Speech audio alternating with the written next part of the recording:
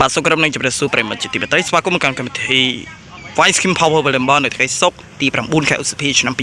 2025សប្តាហ៍នេះបាទការប្រកួតជួចិត្តតែម្ដងវីលើ2ស្មាបាទក្រុមចាំទាំងអស់គ្នាអរគុណចំពោះម្ចាស់កំផុងនៅក្នុងកម្មវិធីដោយភេទចាប់កម្លាំង Viking ធម្មពលដ៏ខ្លាំងក្លា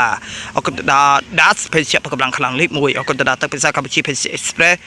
អរគុណទៅដល់ទឹកក្រាច់ Ascola រូចទូទៅបាជូខបាយខាពីយូសូមគោរពជារីករាយទស្សនាការប្រកួតនេះសប្តាហ៍នេះតទៅ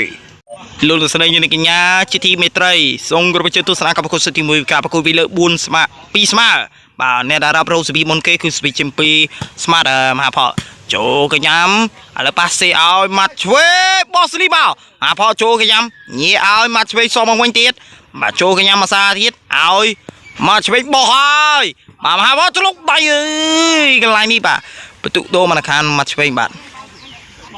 ឥឡូវនេះស្វីចំពីម៉ាត់ឆ្វេងមកតទៀតទៅហើយនេះមហាផលចូលកញ្ញាំប៉ាសេឲ្យមហាផលបោះឲ្យចេញក្រៅបាទបន្ទុកដូរមកខាងស្មាតម៉ាត់ឆ្វេងបាទចប់សិតទី1បាទបញ្ចប់សមតទស្សនាកបកុសិតទី2ហៅលោកស្រីនាងកញ្ញាជាទីមេត្រីសូមគោរពជឿនទស្សនាសិតទី2អ្នករាប់រងស្វីដំបូងគេគឺស្វីចំពីមហាផលបាទចូលកញ្ញាំមកតិចសិនឥឡូវនេះប៉ាសេឲ្យម៉ាត់ឆ្វេចាញ់ក្រៅទៅហើយបន្ទុកដូរបានខាងមហាផលបាទឥឡូវនេះបាទដូរបានខាងមហាផល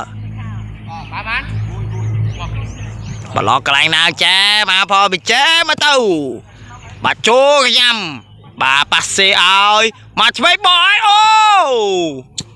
លេងមែនទេបាទកលងស្រាមែនទេបន្ទុកបានទៅខាងមកឆ្វេងតែម្ដងបាទឥឡូវនេះស្វីចេញពីមកឆ្វេងមកតនេះណាបាទចូលកញ្ញាំឥឡូវប៉ាសេឲ្យមកឆ្វេងទៅវត្តអូអត់មានការប្លេទេបាទទូបាតខានមកឆ្វេងទៅហើយបាទដល់សាពេលវេលានៅក្នុងកម្មវិធី Voice Kim Power បលំបនៅថ្ងៃសុក្រសប្តាហ៍នេះបានឈានចូលមកដល់ទីបញ្ចប់ជួបគ្នានៅរាត្រីថ្ងៃសុក្រសប្តាហ៍ក្រោយស្ដាប់ពេលនេះសូមអរគុណសូមជម្រាបលា